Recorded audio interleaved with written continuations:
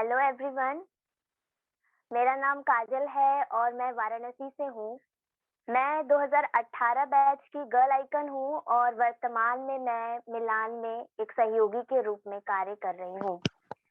सबसे पहले तो आप सभी का बहुत बहुत स्वागत है यहाँ पर, और कि आप सब अपना कीमती समय निकाल करके आज हमारे साथ हमारी इस चर्चा मुलाकात में जुड़े हैं। बहुत बहुत धन्यवाद और स्वागत आप सभी का। मुलाकात मुलाकात का मतलब तो हम सबको पता ही है, यानी कि मिलना, बातचीत करना, कुछ अपनी बातों को कहना, कुछ दूसरे की बातों को सुनना। लेकिन हमारी जो आज की मुलाकात है वो प्रेरित है किशोरी लड़कियों की बुलंद कहानियों से, जहां हम सुनेंगे ग्रास रूट गर्ल लीडर्स की दृढ़ आवाज को। कोविड 19 कोविड 19 का कोविड 19 से हम सभी का जीवन इतना प्रभावित हुआ है, लेकिन इससे सबसे ज्यादा प्रभाव जो पड़ा है वो है लड़कियों की शिक्षा पर। जो डाटा ग्राउंड से आ रहा है, अगर हम उसके हिसाब से बात करें तो तकरीबन 1 करोड़ ऐसी भारतीय लड़कियां हैं जो पिछड़े वर्ग से संबंध रखती हैं, उनकी स्कूली शिक्षा छूट जाएगी। और जो हमारा वर्षों का एक प्रयास है लड़कियों की शिक्षा की ओर, उनकी प्रगति की ओर, उस पर भी एक प्रश्न खड़ा हो गया है। तो चलिए हम शुरू करते हैं अपने इस बातचीत के दौर को, और आगे की हमारी इस चर्चा में हम सुनेंगे रुखसार को। रुखसार ने अपनी समुदाय में बहुत सारे गहरे बदलाव किए हैं, और खास करके उन्होंने लड़कियों की शिक्षा को लेकर बहुत सारे कार्य किए हैं अपनी समुदाय में। तो आगे की चर्चा के लिए हम रुखसार को बुलाना चाहेंगे। तो Rukhsar, over to you. Hello everyone, मेरा नाम रुखसार है और मैं लखनऊ में रहती हूँ। आज आप सभी के साथ अपने अनुभव और सफर के बारे में बताना चाहती हूँ। आज के मुद्दे एजुकेशन को लेके अपने सबसे पहले मैं अपने समुदाय के बारे में बताना चाहती हूँ। यहाँ पर लड़कियों के साथ क्या होता है। लड़कियों को मारते हैं, शराब पी के आते हैं, लड़कियों और औरतों पे अत्याचार करते हैं। जब यहाँ लड़कियों को पैर की जूती समझते हैं। जब यहाँ लड़कियों को खुद के पसंद के कपड़े नहीं पहन सकती तो शिक्षा तो बड़ी दूर की बात है। जहाँ लड़कियां खिड़की और छत पे ना जा सके जहाँ लड़कियां खिड़की और छत पे ना जा सके वहाँ शिक्षा से अनजान है। आइए जानते हैं, बाल विवाह की शिकार हो जाती हैं। मेरी जैसी हजारों रुखसार अपनी आवाज को दबा दिया जाता है या उनको कोई मौका नहीं मिलता कि वो अपनी बात को दूसरों के आगे रखें। आइए जानते हैं मेरी फैमिली में कौन कौन है। पापा, मम्मी, 2 बहन, 1 भाई। यहाँ पर लड़कियां मतलब नकाब पहन के ही निकले, जींस नहीं पहन सकती हैं। क्यों? क्योंकि वो एक लड़की है। छत पर नहीं जा सकती, क्यों? क्योंकि वो एक लड़की है। लड़का 5 साल का है, आप 18 साल की हैं, वो आपकी रक्षा करेगा अगर आपको बाहर जाना है, पर आप उसकी रक्षा नहीं कर सकती। क्यों? क्योंकि आप एक लड़की हैं। मेरी फैमिली में भी कुछ ऐसा ही हुआ। जब मैं 8th क्लास में थी तो मुझे भी मेरे पापा नहीं चाहते थे कि मैं अपनी पढ़ाई को पूरा करूं, क्योंकि मेरे पापा भी पिछली पिछली सोच में ही वो रहते थे। वो चाहते थे कि लड़कियां ज्यादा पढ़ेंगी लिखेंगी तो वो भी खुले ख्यालात की हो जाएंगी। उनका मानना था कि पर्दे में रहें, झाड़ू पोछा, अगर पढ़ लिख लेंगी तो करेंगी क्या? करेंगी तो उनको झाड़ू पोछा ही करना है। और 8th क्लास के बाद मेरी भी पढ़ाई छूट जाती। फिर मेरी मुलाकात मिलान से हुई, जिसमें मैं ट्रेनिंग के लिए गई। ट्रेनिंग में जब गई तो मुझे कुछ ऐसी चीजें पता चली जो ना कि मेरे कॉलेज या स्कूल में बताया गया, ना घर के पास बताया गया। वो चीजें थी लक्ष्य, आकांक्षाएं।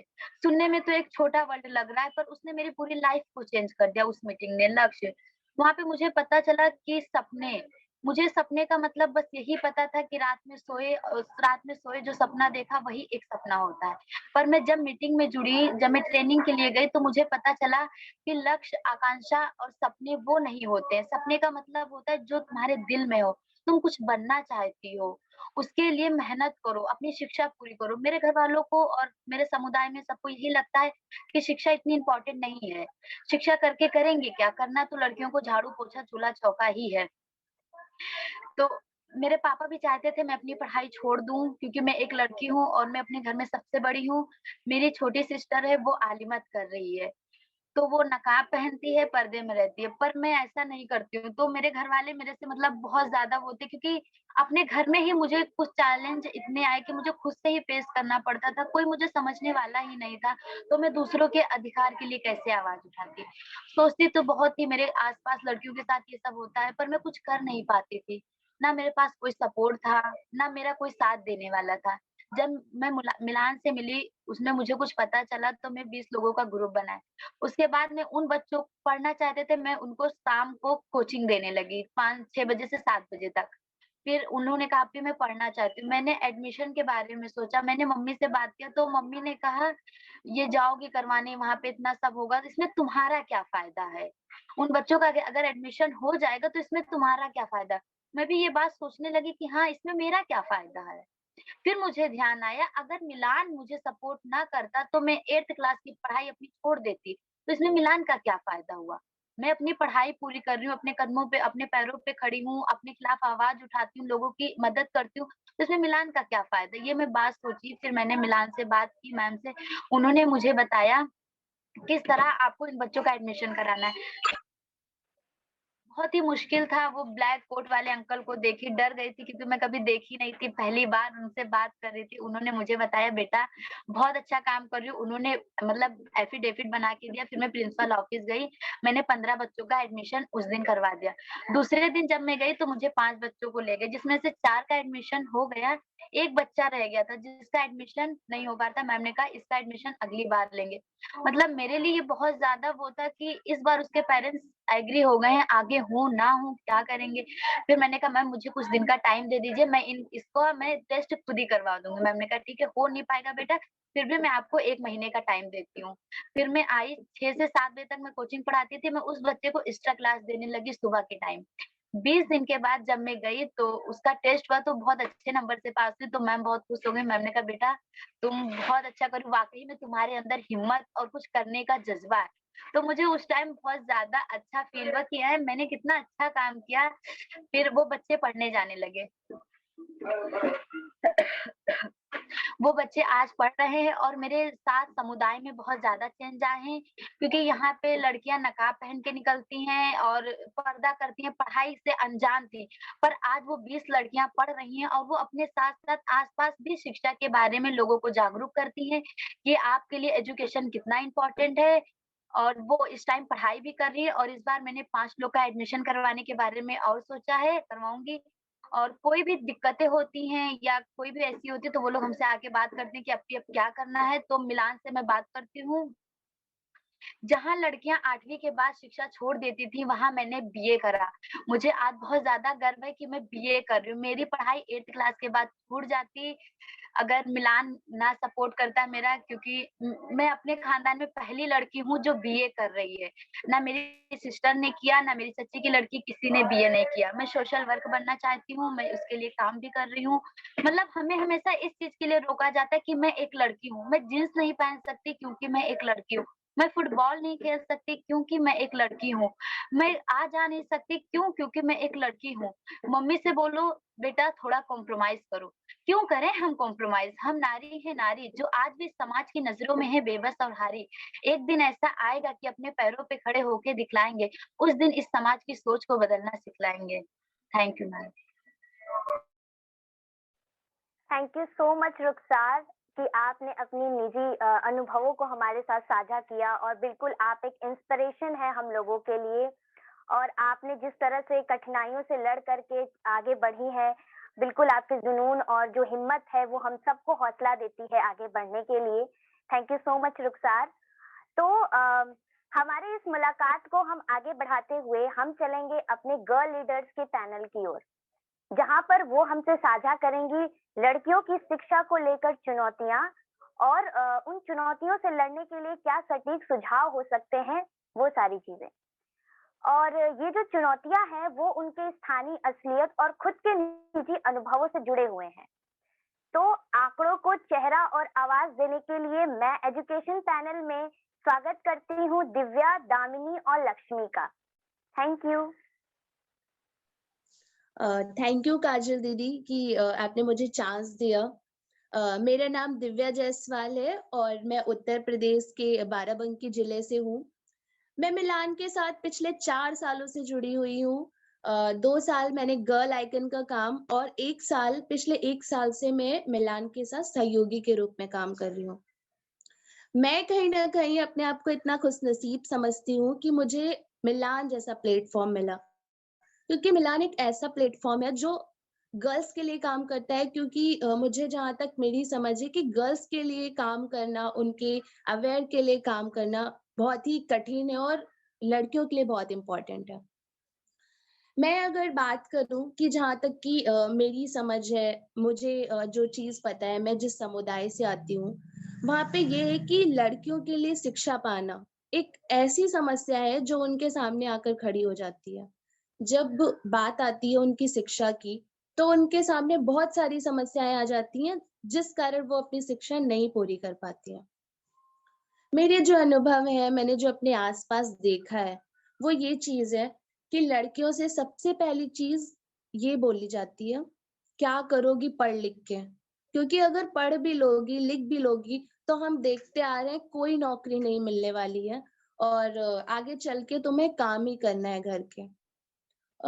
दूसरी चीज़ जो मैंने देखी है, वो ये है कि कुछ बच्चियाँ अपनी आर्थिक स्थिति को ठीक करने के लिए कि उनकी घर के रोज़मर्रे के काम, उनके खर्चे चल पाएँ, वो उसको पूरा करने के लिए अपने काम करती हैं और अपनी शिक्षा को नहीं करती हैं।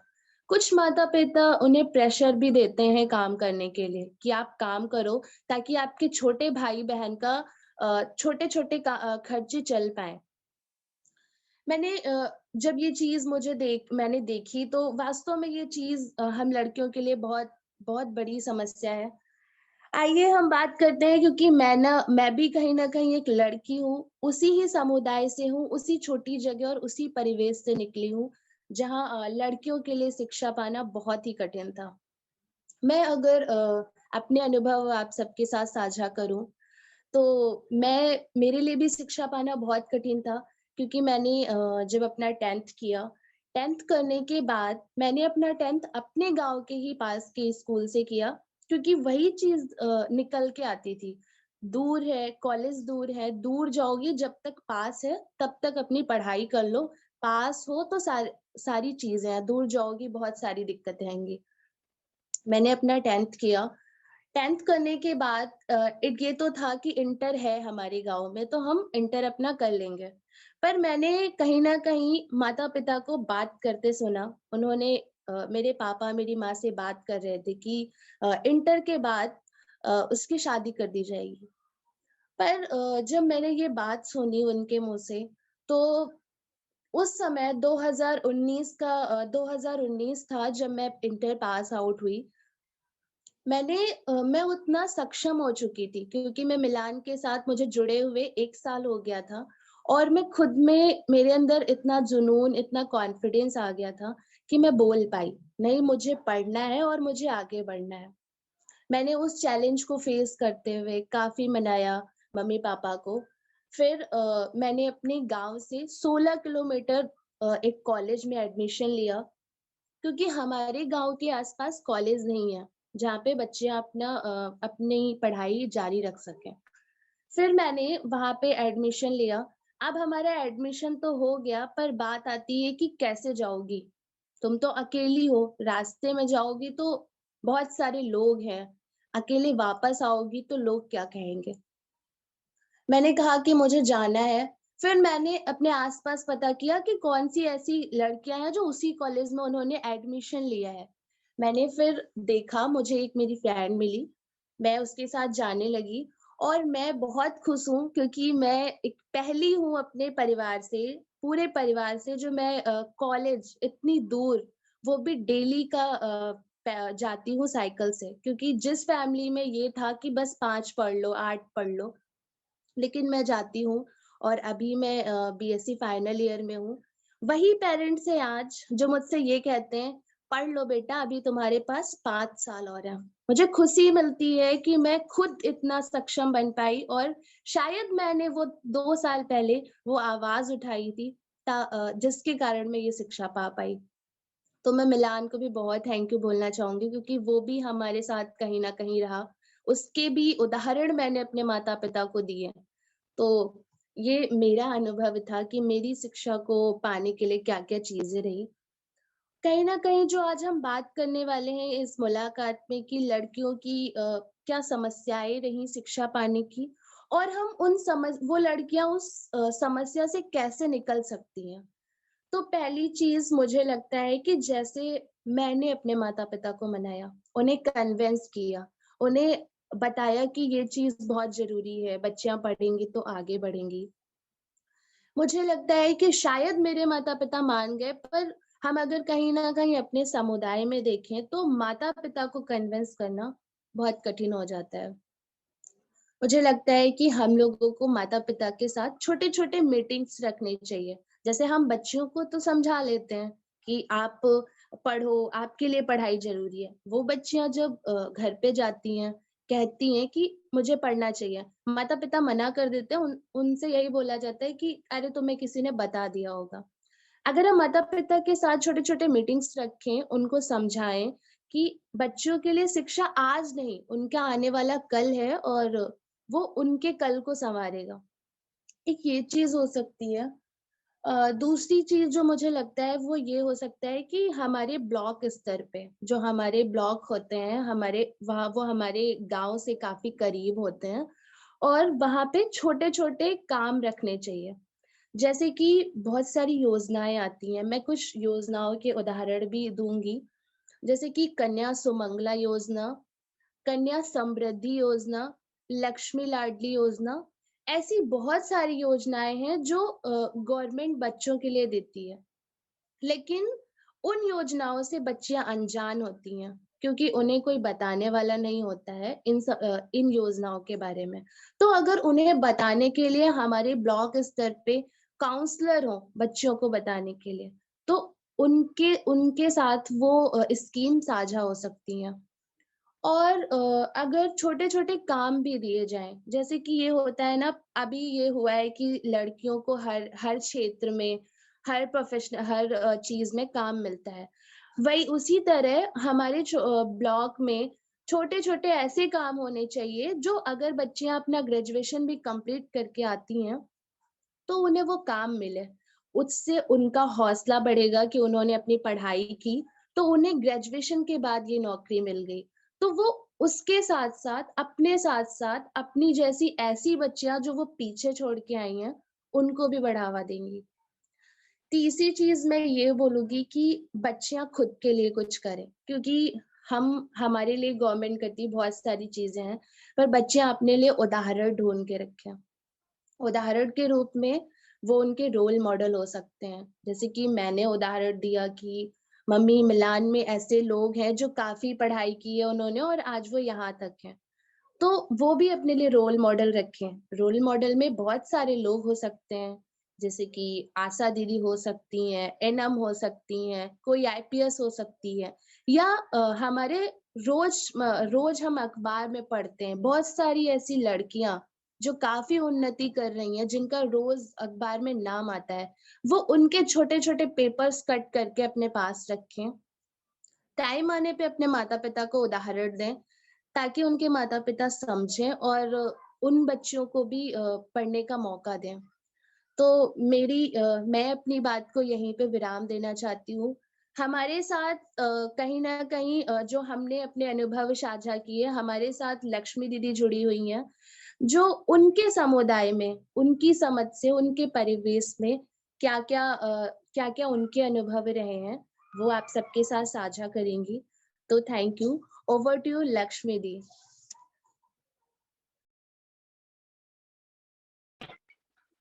आप सभी को मेरा नमस्ते। मेरा नाम लक्ष्मी वर्मा है।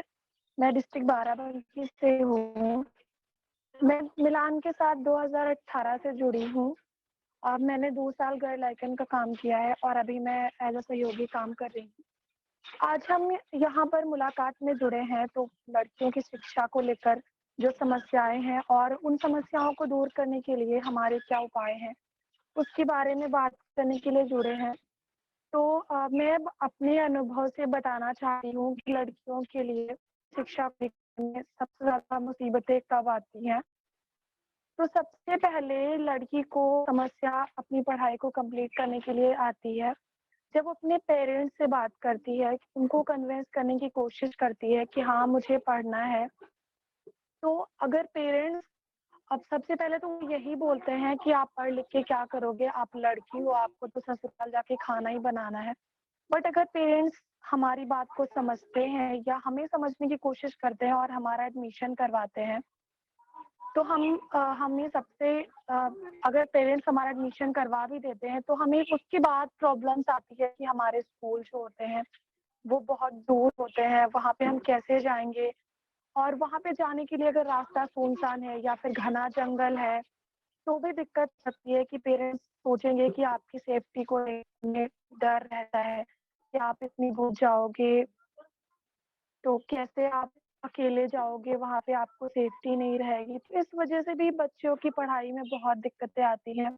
जैसे-तैसे करके अगर ये सारी प्रॉब्लम्स फेस करके वो स्कूल पहुँचती हैं, तो स्कूल में प्रॉब्लम्स ये आती हैं कि टॉयलेट का ना होना।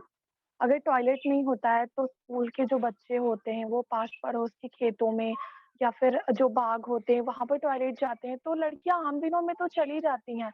लेकिन जब वो पीरियड्स से होती हैं तब उनके लिए ये सबसे बड़ी दिक्कत बनता है और लड़कियाँ इस वज़ह से स्कूल नहीं जाती हैं। बहुत सारी बच्चियाँ तो इसी वज़ह से ड्रॉप आउट भी हो जाती हैं। और एक टीचर का स्कूल में बहुत सारे सब्जेक्ट्स पढ़ाना गवर्नमेंट स्कूलों में हमने देखा है कि मैथ का टीचर जो होता है वो गृह विज्ञान भी पढ़ाता है, आर्ट भी पढ़ाता है और जो आर्ट का टीचर होता है उसे साइंस भी पढ़ानी रहती है, मैथ्स भी उसी को पढ़ानी रहती है। तो ऐसे हमारी जो एजुकेशन रहती है वो बहुत ही खराब हो जाती है। अगर उसे नहीं भी आता है फिर भी एक टीचर है स्कूल में, तो उसे सारे सब्जेक्ट्स पढ़ाने हैं। ऐसा मैंने खुद देखा है मेरे गाँव के स्कूल में होता था पहले। अभी तो 3 टीचर्स हैं प्रेज़ेंट टाइम में, लेकिन पहले क्या था कि सिर्फ़ 1 टीचर थे और 1 मैम थी जो शिक्षा मित्र थी। तो क्या होता था कि उन्हें आता भी है तभी भी पढ़ाना है, कभी-कभी तो वो गलत भी बताते थे। लेकिन हाँ, हम लोग को बस जाना था, वहाँ पे पढ़ना था। तो इस वज़ह से लड़कियों की शिक्षा ऐसे में भी बहुत ज़्यादा अ, खराब हो जाती है, नहीं दे पाती अपनी एजुकेशन। और अगर हम बात करें कि हम क्या कर सकते हैं, ऐसा क्या कर सकते हैं जिससे लड़कियों की शिक्षा और अच्छी बन जाए, हम उसे उसमें सुधार ले आएँ। तो मेरे हिसाब से तो सबसे पहले हमें पेरेंट्स को ही कन्विंस करना चाहिए, क्योंकि हमारी शिक्षा को पूरा करने में सबसे बड़ी समस्या तो हमें यहीं से होती है कि जब हमें घर से निकलने की परमिशन ही नहीं मिलेगी, तो हम पढ़ेंगे कैसे? हम कोशिश तो करते हैं अपने मम्मी-पापा से बात करने की, लेकिन क्या होता है कि वो ये बोलते हैं कि आप छोटे हो, 4 दिन स्कूल गए और अब हमें ही पढ़ाना स्टार्ट कर दिया। तो हम उनसे बात नहीं कर पाते हैं, तो ऐसे में हम क्या कर सकते हैं कि हम उनसे वो लोग बात कर सकते हैं जिन्हें वो बहुत मानते हैं, जिनकी हर बात सुनते हैं। ऐसे लोग हो सकते हैं गाँव के मुखिया, सरपंच, पंडित जी या फिर टीचर्स या फिर कोई ऐसा जिसकी आपके पेरेंट्स हर बात मानते हैं, उनको सुनते हैं। अगर वो बात करते हैं पेरेंट्स से कि लड़कियों की शिक्षा ज़रूरी है, तो हमारे पेरेंट्स जो हैं वो कन्विंस हो सकते हैं, हमें पढ़ा सकते हैं। इसके अलावा अगर हम कोविड-19 की बात करें इस टाइम तो सबसे ज़्यादा समस्या लड़कियों के पास फ़ोन की ही है। ऑनलाइन क्लासेस अगर गवर्नमेंट स्कूलों में होती भी हैं, तो बच्चों के पास फ़ोन नहीं होता। अगर हमारे पेरेंट्स, हमारे घर वाले कोशिश करके एक फ़ोन लेते भी हैं, तो प्रायोरिटी बेसिस पे लड़कों को ही मिलता है। लड़कियों को फ़ोन होने के बावजूद भी नहीं मिलता है कि वो अपनी पढ़ाई पूरी कर सकें। तो अगर गवर्नमेंट स्टूडेंट्स को फ़ोन प्रोवाइड कराए, इंटरनेट की सुविधा कराए, तो हमारी पढ़ाई बहुत अच्छी हो सकती है। इसी के साथ-साथ अगर हम बात करें कि हमारा अगर बाल विवाह हो रहा होता है या फिर बाल श्रम हमारे साथ हो रहा होता है, तो हम आवाज़ उठाने की कोशिश करते हैं, तो हमें पता होता है कि हमारे साथ सपोर्टर है, हम हेल्पलाइन पे कॉल कर सकते हैं, हमारी चाइल्ड मैरिज रुक जाएगी। लेकिन अगर एजुकेशन में ऐसा कुछ होता है, हमारे घर वाले ये कहते हैं कि हम आपको नहीं पढ़ाएँगे, तो हम सिर्फ़ उनसे रिक्वेस्ट कर पाते हैं, लेकिन हम कुछ ऐसा नहीं कर पाते कि हमारे पेरेंट्स हमें पढ़ाएँ ही। तो मेरे हिसाब से अगर हमारे पास कोई हेल्पलाइन्स हो या फिर कोई ऐसा एक्ट हो जिसके तहत ये नियम हो कि अगर आप अपनी बच्ची को 12th तक नहीं पढ़ाते हैं, तो आपको जुर्माना देना हो सकता है या फिर आपको सज़ा हो सकती है। तो ऐसे में हमारे पेरेंट्स हमें ज़रूर पढ़ाएँगे। तो ये कानून मेरे हिसाब से ज़रूर होना चाहिए, जिससे इस कानून की वजह से बच्चियों की शिक्षा 12th तक की तो कंप्लीट होगी ही होगी, और अगर वो 12th तक पढ़ लेती हैं, तो इतना तो वो सक्षम हो ही जाएँगी कि अपने पेरेंट्स को आगे कन्विंस कर सकें कि वो उन्हें ग्रेजुएशन कराएँ, उनकी एजुकेशन कंप्लीट कराएँ। तो बस इतना ही था जो मुझे कहना था। इसके साथ में हमारे साथ दामिनी भी जुड़ी हुई हैं, जो आप अपने विचार और अनुभव शेयर करेंगी।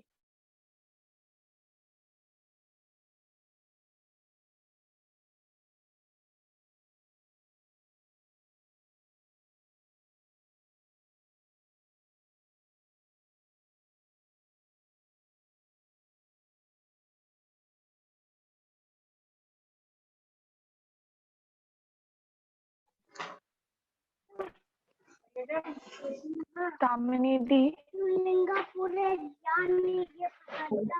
Thank you Divya. और आप सभी को मेरा नमस्कार। मेरा नाम दामिनी सिंह है। मैं उत्तर प्रदेश के जिला हरदोई से हूँ। मैं 2018 बैच की गर्ल आइकन भी रह चुकी हूँ और प्रेजेंट टाइम में मैं मिलान के साथ में ही एज अ सहयोगी वर्क करती हूँ और मैं अपनी पढ़ाई में बीएड कर रही हूँ अभी, जो कि गर्ल आइकन बनने के पहले मैंने सपना भी नहीं देखा था कि मैं बीएड करूंगी आगे। और मैं जिस परिवेश से आती हूँ, आज बहुत ही अच्छा मौका है कि हम सभी एक साथ मिलकर के एक ऐसे बड़े मुद्दे, शिक्षा जैसे मुद्दे पर बात कर पा रहे, तो ये बहुत ही खुशी की बात भी है। मैं अपने अनुभव को अगर साझा करूं, मैं जिस परिवेश से आती हूँ, बहुत सारी ऐसी लड़कियों को मैं देखती हूँ कि उनकी पढ़ाई कक्षा 8 के बाद में रुक जाती है। क्यों? उसके पीछे बहुत बड़ा रीजन भी है। अगर हम सिर्फ सोचे तो छोटा रीजन है, लेकिन अगर हम उस पर काम करें तो वो कहीं ना कहीं छोटा बन भी सकता है। मैं जब भी निकलती हूँ बाहर, बच्चियों से बात भी करती हूँ, तो और मैं खुद ये चीज देखती हूँ कि उनकी पढ़ाई क्यों रुकती है। जहाँ पे 90% लोग खेती करके अपने पेट को पालते हैं, वहां पे वो लोग अपने बच्चों की फीस को कैसे भर सकते हैं। मैं ये चीज देखती हूँ कि मैं खुद जब 10th में थी तो कितनी फीस थी और आज उसी स्कूल में कितनी फीस पड़ रही है। तो कहीं ना कहीं फीस बढ़ती जा रही है और हमारे पास इनकम के कोई भी सोर्सेस ऐसे नहीं होते हैं। और पहले तो हम लोगों को स्कॉलर भी मिलती थी, आज तो बस ऐसा समझ लो कि स्कॉलर तो एक सपना देखना है। स्कॉलर भी बच्चों की नहीं आती है कि अगर बच्चा आर्थिकी स्थिति से मजबूर है, कमजोर है, तो वो ये समझ के, बहुत सारे ऐसे बच्चे होते हैं कि चलो इससे पैसा उधार ले लिया, मैंने एडमिशन करा लिया, उससे पैसा ले लिया, जब मेरी स्कॉलर आएगी तब मैं दे दूंगा उसको। लेकिन जब स्कॉलर भी नहीं आती है तो वो बच्चे उनके पैसे को या फिर वो अपनी फीस को कैसे भर पाएंगे। तो कहीं ना कहीं हमारे समाज में जो बच्चियां हैं वो बेबस होके घर में बैठ जाती हैं। हम लोग उनकी सोच को बदल सकते हैं और बदल भी रहे हैं। मैंने अपने समाज में परिवर्तन देखा भी है। लेकिन ये जो एक बहुत बड़ी समस्या है कि कक्षा 8 के बाद में कहीं भी 1-2 किलोमीटर के पास में कोई भी स्कूल सरकारी नहीं होते हैं जहां पे वो बच्चियां जा करके अपनी पढ़ाई को पूरी करें। बहुत सारे ऐसे घर हैं, बहुत सारी ऐसी बच्चियां हैं जिनके पास पैसा, फीस जब भरने की भी पैसा नहीं है। तो वो चीज हम लोग भी समझते हैं कि अगर कोई पढ़ा नहीं रहा है तो उसके पास ये रीजन है। बच्चे साइकिल नहीं ले सकते हैं कि उतनी दूर जाकर के वो पढ़ सके।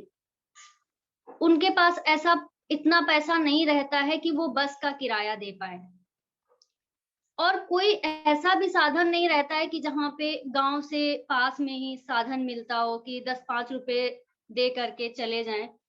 5-5, 6-6 किलोमीटर दूरी पर स्कूल्स रहते हैं, तो अब बच्चा पैदल कैसे जाए।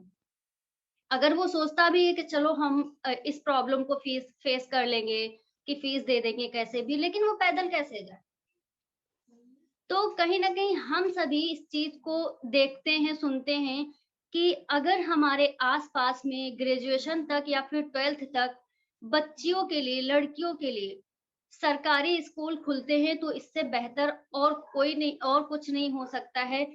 मैं इस बात को प्रूफ करती भी हूँ और मुझे लगता है कि सारे लोग इससे सहमत भी होंगे कि अगर मेरे आसपास में स्कूल हो तो हमारे समाज की सारी बच्चियां पढ़ जाएंगी। और जो उन्होंने सपने देखे, ऐसा नहीं है कि मैं ही सिर्फ और सिर्फ सपने देख पाती हूँ, बहुत सारे ऐसी बच्चियों के हैं जो सपने टूट जाते हैं, सोचती हैं वो उड़ान भरने की पर उड़ नहीं पाती हैं। क्यों? क्योंकि उनके पास एक मजबूरी खड़ी है। अगर वो लड़े तो किसके सहारे लड़े या फिर कौन सा उदाहरण लेके लड़े? अगर पास में स्कूल हो तब अगर फैमिली नहीं भेजती पढ़ने के लिए तो वो लड़ सकती हैं, लेकिन वो समझती हैं अपनी मजबूरी को, कोई पैसा हम कहाँ से देंगे, पैदल हम कहाँ जाएंगे इतने दूर, साइकिल हम कहाँ से लाएंगे। तो कहीं ना कहीं उनके पास ये बहुत बड़ी एक समस्या है कि बच्चियां हमारे सोचती हैं समाज में कि मैं भी ऐसे बनूं, मैं भी वैसे बनूं, मैं भी बाहर निकलूं, लेकिन उनके सामने समस्या है। और मैंने इस चीज को महसूस किया है अपने ही गांव में कि जब बच्चियां कक्षा 8 पास कर लेती हैं तो पढ़ाई तो कर नहीं पाती आगे, क्योंकि स्कूल नहीं है उनके पास, आर्थिक मजबूरी बहुत ज्यादा होती है, तो बाल विवाह भी बढ़ने लगते हैं, क्योंकि हर पेरेंट सोचता है कि शादी तो करनी ही है। माना उनको पता है कि 18 साल होती है एज, या फिर हम बच्ची को अभी और नहीं करें, लेकिन उनके मन में एक ये सवाल उठता है कि मुझे शादी तो करनी है, बच्चा बैठा है फ्री में, तो चलो शादी ही कर देते हैं कैसे भी करके। तो बच्चों के बाल विवाह भी होने लगते हैं। और अगर मैं अपनी बात करूं तो मैंने अपने गर्ल आइकन के सफर में 2 साल के अपने ही गांव में 4 बाल विवाह रुकवाए थे। ये कहना आसान है लेकिन उस चीज को फेस करना बहुत ही मुश्किल था। मैं अपने गांव की पहली वो लड़की थी कि बाल विवाह जैसे मुद्दे के लिए अपने गांव में कदम उठाया, लोगों को जागरूक किया, लेकिन कुछ लोग भी ऐसे भी थे जो नहीं जागरूक हुए, उस चीज को नहीं समझे। हाँ, हालांकि मैंने पुलिस की भी हेल्प ली, शादी रुकी, लेकिन जिस परिवेश में 10 लोग हमारे विरोध में खड़े हैं, 2 लोग हमारा सपोर्ट करते हैं, तो कहीं ना कहीं वहां पे रहना भी और उन लोगों के सामने आना भी, बात भी करना बहुत मुश्किल हो जाता है।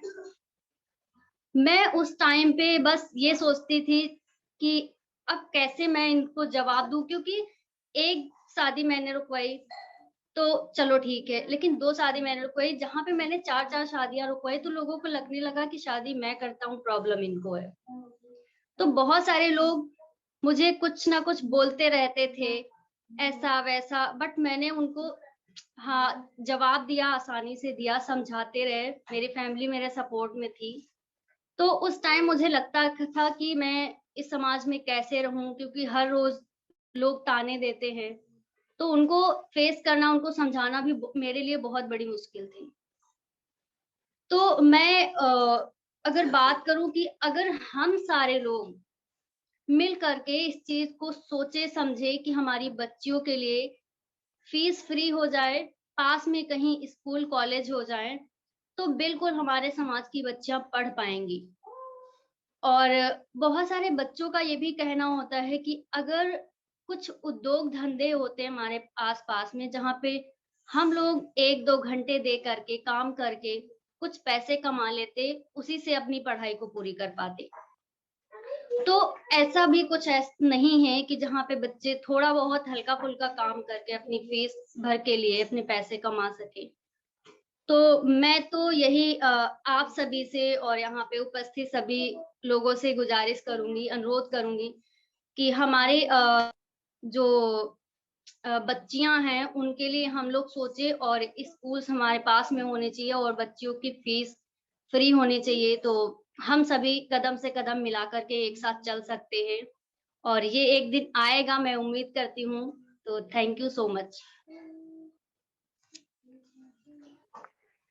मैं अपने आज की जो हमारी पैनल थी उसका बहुत बहुत शुक्रिया करना चाहूंगी कि आप लोगों ने आज हमारे साथ अपने अनुभवों को साझा किया और किस तरह से आपने चुनौतियों का और बहुत सारी विफलताओं का सामना करते हुए अपनी शिक्षा को कायम रखा और अपने सोसाइटी की लड़कियों की भी हेल्प की।